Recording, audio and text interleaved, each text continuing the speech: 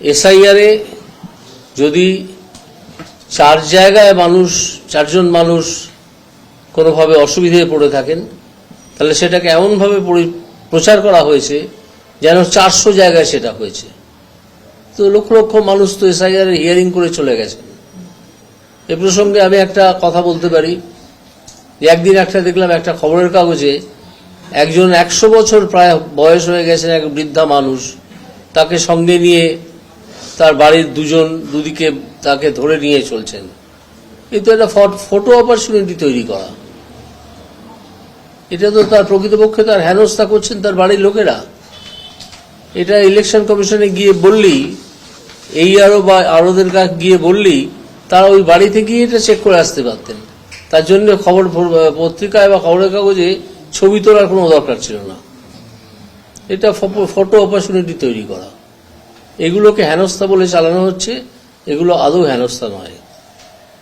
মাননীয় বিচারপতি দীপঙ্কর দত্ত একটি রায়তে বলেছেন টেট পরীক্ষার ক্ষেত্রে সারা ভারতবর্ষকে একযোগে শিক্ষক নিয়োগ হ্যাঁ, কি বললেন? সারা ভারতবর্ষে টেট পরীক্ষার মাধ্যমে একসঙ্গে সারা ভারতবর্ষে পরীক্ষা দিতে হবে, দিয়ে নিয়োগ হবে। কিন্তু সেক্ষেত্রে অন্ধ্রপ্রদেশ সরকার এবং তামিলনাড়ু সরকার সেই নির্দেশিকা চালু করলেও এই রাজ্য সরকার এখনো পর্যন্ত এই ব্যাপারে তাদের কোনো সিদ্ধান্ত জানায়নি। দেখুন, এই রাজ্য সরকার মনে করে যে তারা ভারতবর্ষের বাইরে অন্য কোনো গ্রহের একটা রাজ্য। তারা সুপ্রিম কোর্ট বা কেন্দ্রীয় সরকার যা বলে সেটাকে অবহেলা করতে, তাকে ইগনোর করতে, এইভাবেই চলতে অভ্যস্ত। সুতরাং এই রাজ্য সরকার যা করবে তার জন্য এখানকার মানুষ বিপদে পড়বেন। স্যার, আমরা সবাই দেখলাম মুখ্যমন্ত্রীকে সুপ্রিম কোর্টে আইনজীবী হিসাবে লড়তে। আপনি দীর্ঘদিন বিচারপতি ছিলেন, আপনি কিভাবে দেখলেন বিষয়টা? একজন রাজ্যের মুখ্যমন্ত্রী তিনি সুপ্রিম কোর্টে আইনজীবী হিসাবে নিজেকে। আমি একটা নাটক হিসেবে দেখলাম, এটা একটা নাটক হলো এবং তার কোনো লাভই তিনি ওঠাতে পারলেন না, উল্টে তার বদনাম হলো। এমন আইনজীবী হলেন, এমন আইনজীবী যে তিনি তার ডিজিকে শোকজ করে এলেন, শোকজ খাইয়ে এলেন ডিজি অফ পুলিশকে। আপনি কিছুদিন আগে একটা সাংবাদিক বৈঠকে বলেছিলেন যে রাজ্য সরকারের বিরুদ্ধে কোনো দুর্নীতি বা কেলেঙ্কারির কথা আপনি সামনে আনবেন, সেটা কিছু বলতে চাইবেন? হ্যাঁ, গতকাল আমি কতগুলো কাগজ পেয়েছি, সেটা আমি এখন খতিয়ে দেখছি। যতদূর দেখেছি তাতে রাজ্য সরকারকে যেমন কাঠগড়ায় তোলা যায়, তেমনি সিবিআইকেও কাঠগড়ায় তোলা যায়।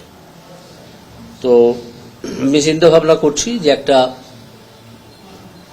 সাংবাদিক সম্মেলন ডেকে এই ব্যাপারটা নিয়ে আবার উঠে পড়ে রাখবো। অনেকেই একসঙ্গে বলে তো আমি বুঝতে পারবো না। না, হ্যাঁ, কি বলছেন? সিবিআই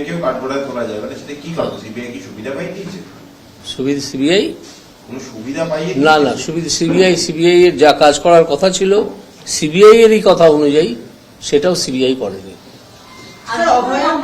প্রশ্ন করছেন যে ইডি বা সিবিআই তাদেরকে তো কোন রকম সাহায্য করেনি, তারা কোন রকম তদন্ত করেনি, উল্টে তাদেরকে ভয় দেখানো হচ্ছে যে তারা যদি বেশি চাপ দেন তাহলে সেটা কলকাতা পুলিশের কাছে নতুন করে আবার সেটা পাঠিয়ে দেবেন তদন্তের ভার। এই তদন্তের ভার সিবিআই এর পাঠিয়ে দেওয়ার কোনো ক্ষমতা নেই, এটা পাঠানোর ক্ষমতা আছে একমাত্র আদালতের। সুতরাং তাদের যে এইভাবে ভয় দেখানো হচ্ছে সেটা সম্পূর্ণ ভিত্তিহীন। তাদেরকে ভয় দেখানোর জন্যই ভয় দেখানো হচ্ছে, আসলে কিছুই হবে না, মানে এইরকম কিছু হবে না। সিবিআই এর তদন্ত সিবিআইকে ঠিক করে করতে হবে।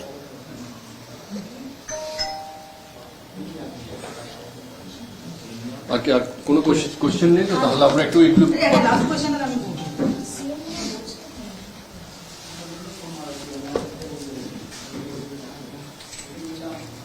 কে করবেন?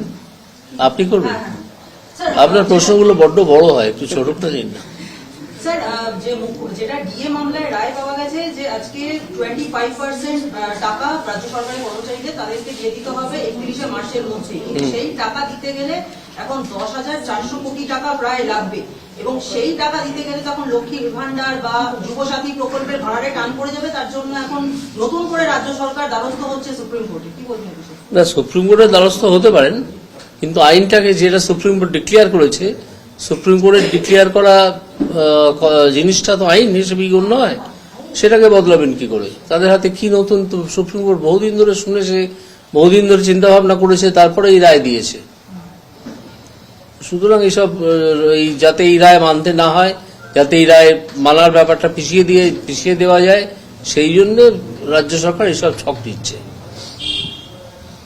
ভোট পর্যন্ত রায়টা পিছানো হ্যাঁ, ভোট পর্যন্ত রায়টা পিছিয়ে ভোট পার করে দেওয়া সেটা আমি বলতে পারবো না তারা কি কৌশল অবলম্বন করবেন। মানে রাজ্য সরকার যদি রিভিউ পিটিশনে যায়, রিভিউ পিটিশনে যেতেই পারে, কিন্তু রিভিউ পিটিশন সাধারণত সুপ্রিম কোর্ট গ্রাহ্য করে না।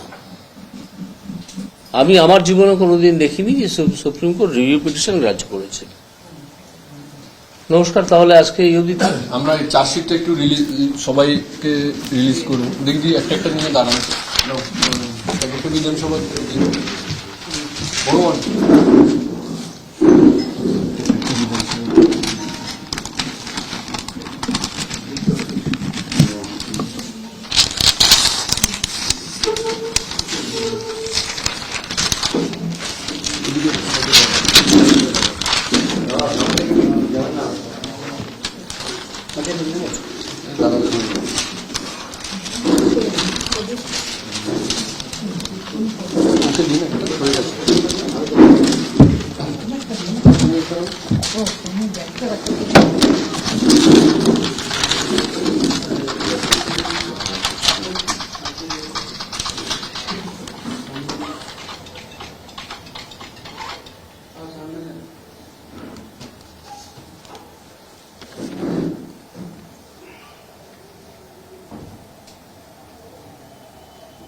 ঠিক আছে।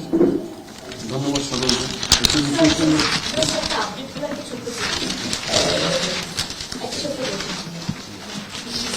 বলুন, বন্দ্যোপাধ্যায় আজকে হ্যাঁ? বলেছেন, নির্বাচন কমিশনকে কে বলেছেন? মমতা বন্দ্যোপাধ্যায় আজকে হ্যাঁ। নির্বাচন কমিশনকে লক্ষ্য করে বলেছেন, হ্যাঁ। নির্বাচন কমিশনকে লক্ষ্য করে বলেছেন ওরা যাদেরকে সাসপেন্ড করবে আমরা তাদেরকে প্রমোশন দেব। এফআইআর কে এত ভয় পাচ্ছেন কেন? আমরা এফআইআর কে অত ভয় পাওয়ার কারণে আমার বিরুদ্ধে এত এফআইআর হয়েছে। একজন মুখ্যমন্ত্রী তিনি নির্বাচন কমিশনের বিরুদ্ধে খুব এই ভালো কথা তো। বলছেন। তিনি ধীরে ধীরে কনস্টিটিউশনাল যে প্রফেশনস আছে, একটা সরকার চালানোর, একটা রাজ্য চলার, তার বিরুদ্ধে চলে যাচ্ছেন। এটা উনি হয়তো অনুধাবন করছেন না। তিনি এসব বলতে পারেন, তার জন্য উপযুক্ত ব্যবস্থাও হতে পারে। তাকে করতে দিন না, প্রমোশন দিতে দিন, তাকে আরো যা যা করার সে করতে দিন। সেগুলো কনস্টিটিউশনাল ফ্রেমওয়ার্কটি যদি তিনি ধ্বংস করতে চান, তাহলে তার বিরুদ্ধে যে ব্যবস্থা সেটাও কনস্টিটিউশন